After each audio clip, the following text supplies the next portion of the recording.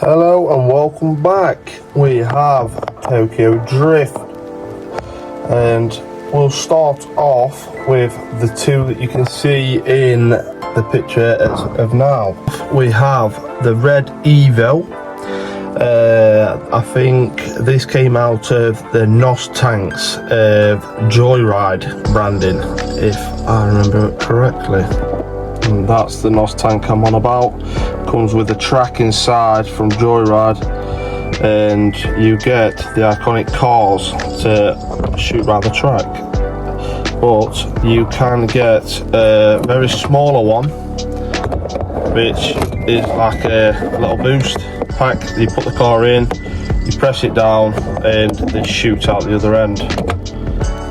Right, and as for the Evo, you have a few different ones that go in. And here we have two Fast and Furious Hot Wheels. This one is the older diecast. Not much older, like, don't get me wrong, but as you can tell by the wheels, there's a slight difference, and I've tried to customize it slightly, put a bit more detail in. Same as this one, the wheels are how I'd prefer it. A few more customizers with certain stickers being on it and stuff like that. There might not be the exact stickers that was on the car, but it is still a very great diecast. And then this one, we have the red Evo from Fast and Furious Mini GT diecast.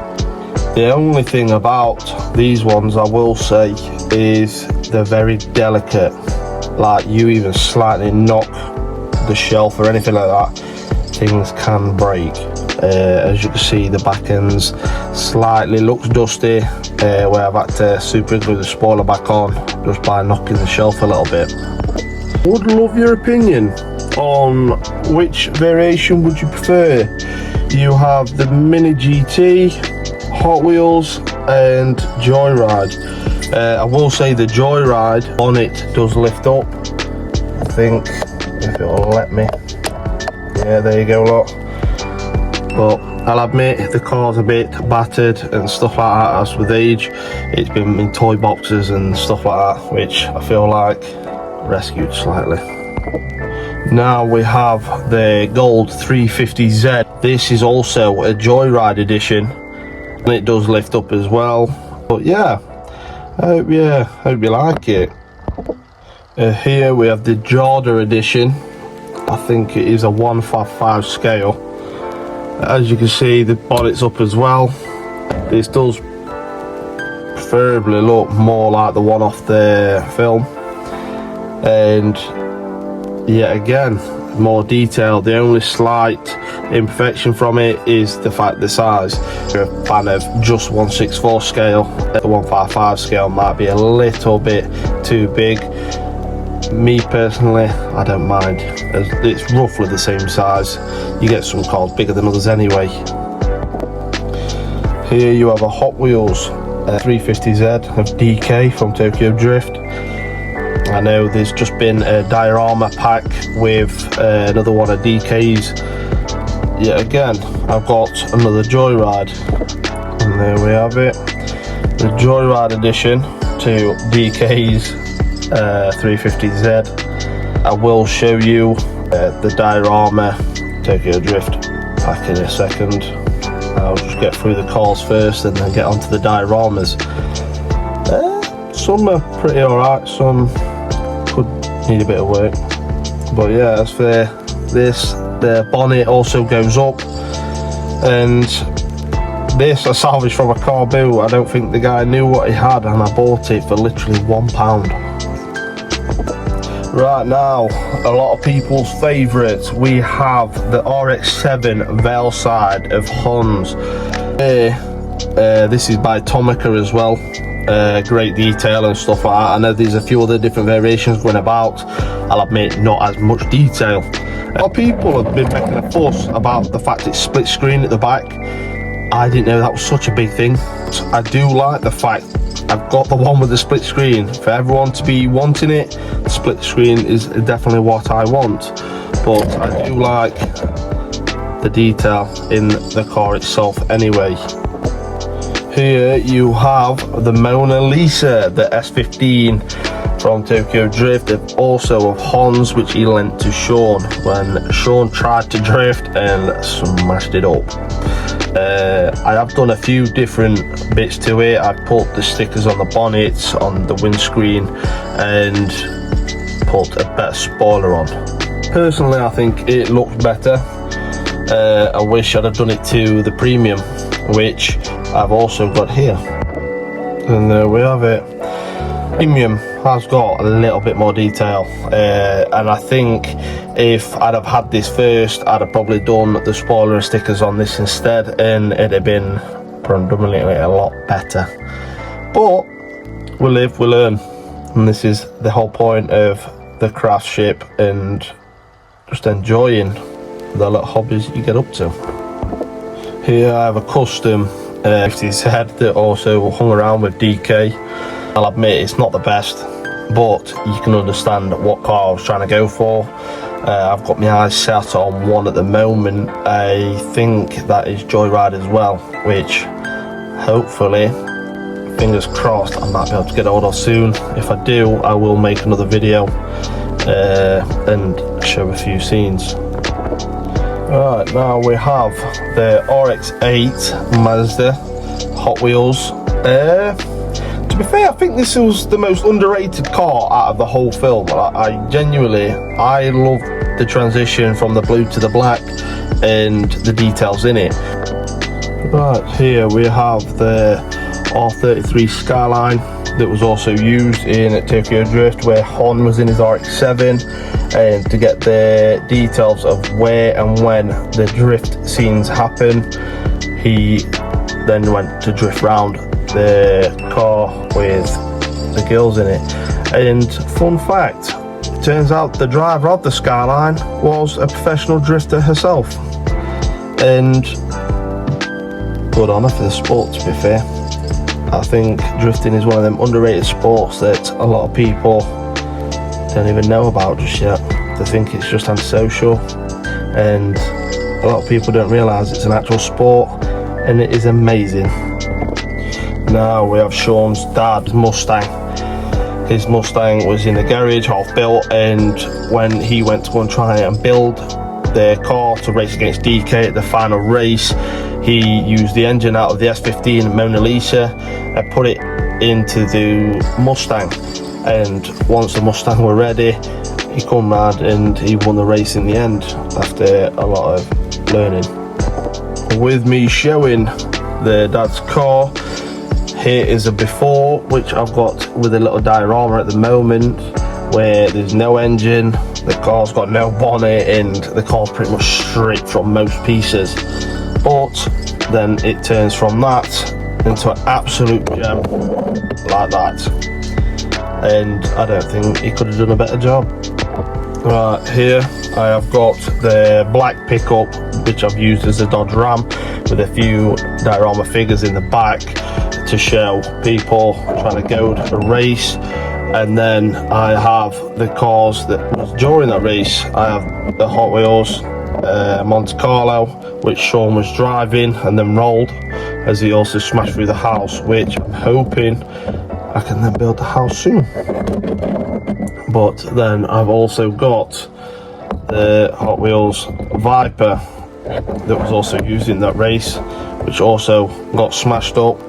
And as you can see, race about to start, and a great transition from an American high school sort of American muscle to then import street and JDM, going straight to drifting and their culture. Here you have the car, Mercedes from Hot Wheels Premium, and this was what Shaw was driving as he wipes out Hon in his RX-7, and then Hon sadly then dies, if you think.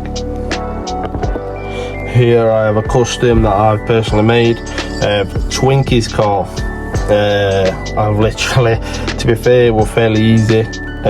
When you strip the car to bits, painted the interior purple, and then I got some action figures, cut the hands off, smoothed them out, and just glued them to the side of a van, and then just painted the whole thing, and stuck any black bit of material I could get that reminded me of the Afro bit. The mouth with the Hulk screaming is not a sticker. I drew that myself, and I know it ain't perfect. Here we have two, because you'll see they are the first cars you see racing as Sean comes out the elevator. The one on the right is the RX-7, the one on the left is a Toyota Chaser. I think the Toyota Chaser does get seen a few more times in the docks, where Sean also then learns how to drift. Here we have the Porsche. To be fair, this was only seen in one little clip as Twinkie was showing his car. As the car was elevating round, the Porsche was first, and Sean was surprised. But that's literally the only time I can remember seeing that Porsche in the whole entire film. Here we have another custom, Sylvia S13. This was also seen in the docks with the yellow Chaser, Hon's RX-7 and Twinkie's car, while Sean is trying to drift the Evo in the docks. This isn't perfect, but I'm using this one as Sean's S15 as he comes to the end, where he then starts to race against Toretto in his Plymouth. And there you have Hot Wheels Fast and Furious Plymouth.